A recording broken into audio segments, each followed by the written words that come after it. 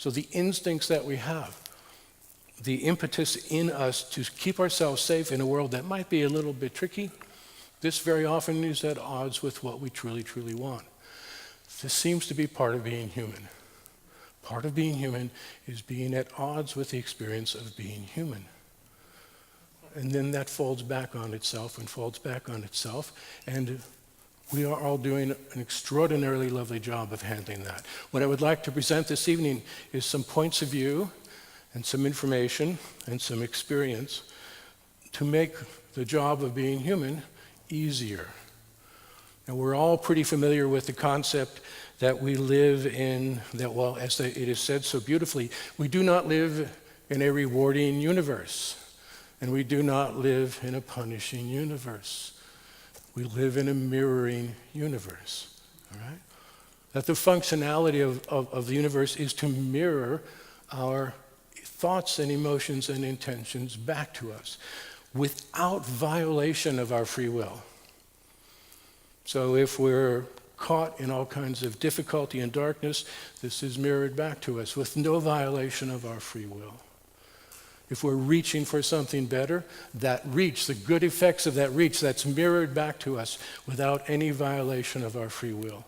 And in those times when we find an alignment that we weren't expecting that opens the way to something really much better, much more beautiful, much more positive, that is mirrored back to us without any interference in our free will. It's like whoever designed being human said, let's do two things.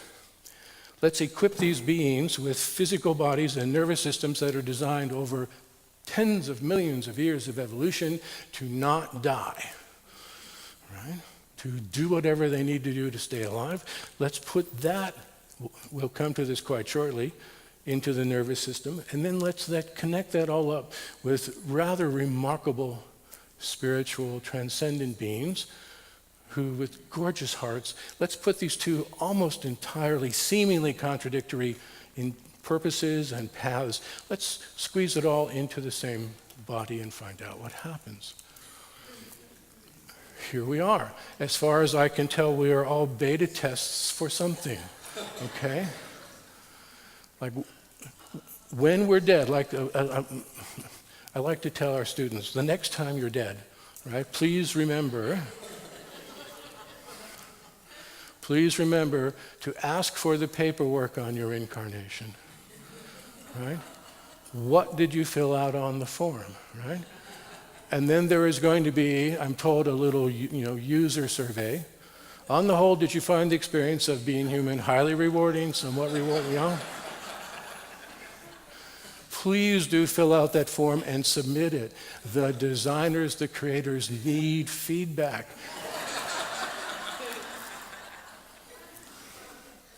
This graphic, again, is from the 19th century. This is the original version of it. I really like it because it communicates so nicely these two worlds, this world here and this world here. This is actually an illustration from a book on meteorology, a French book on meteorology from the 19th century. What we have is this side of things. Here's our local reality, all right? Here we are. Local reality. We'll talk more about what that means. The terminology is local reality. Even in black and white, it's not such a bad world. You can see there's a castle back here. It's very nice. And this tower right here, there's a Pete's. Okay. There's lots of parking. And then over here, there's another reality which does not operate by these rules. But this one gives rise to those, to the experience in physical reality. And that, straightforwardly, is non-local reality. So we're going to take a little bit of time in each domain this evening to sort of unpack and explicate and figure out and work with what the heck is going on when we come here to be human. And again, if we didn't want the experience we're having, we wouldn't be here. A lot of the experience we're having is very beautiful and wonderful. Yay. And as we know, because we transcend ourselves and we are with each other, an improvement in our experience as we reach for something more positive and more beautiful, that makes it easier for everyone else. And as they do that, it makes it easier for us. But it's really tricky stuff. Here's our human predicament. We are all designed to resist painful experience. There is no one in this room who enjoys painful experience. If you do enjoy painful experience, it's because it's actually enjoyable, not painful. All right? I mean, I'm not trying to be coy with my language there, but all of us have obligations and devotions in this world, and as we take care of those, particularly the people we love, the people we care for, that's very often a painful experience. It's often very difficult. But it's not painful, it's just painful, right? But we are designed in certain situations to resist being destroyed and crushed. So I'm speaking about a different domain of things. I'm speaking about the domain of the creature self. So we're designed to resist pain. If we didn't have nervous systems that help us resist pain, none of us would be here. The very first one-celled creature would have been swimming along and come, in the primordial sea, come to a cloud of sulfuric acid created by an underwater volcano, and would have said to itself, oh, what's that? Let's check that out. Yeah? And would have swum into it, and poof.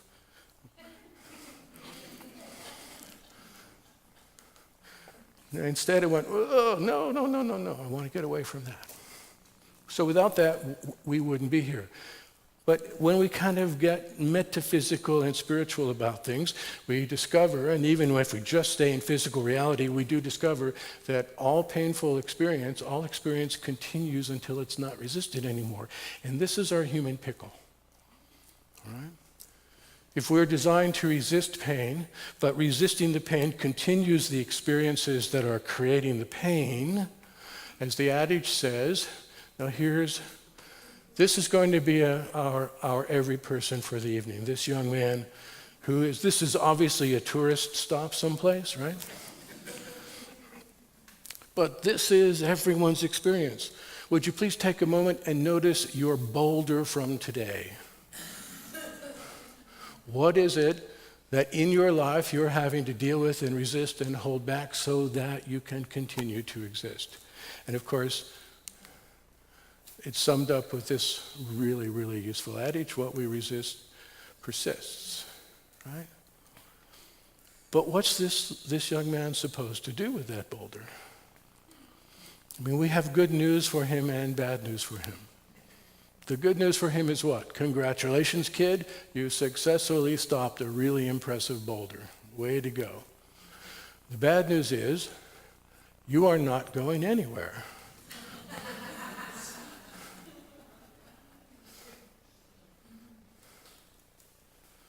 We're going to discover that when that young man's nervous system learns to endure or survive the boulder, so to speak, that the endurance or the survival of the presence of that boulder, the presence of that extraordinary threat in his life, the presence of that becomes a part of the experience of surviving.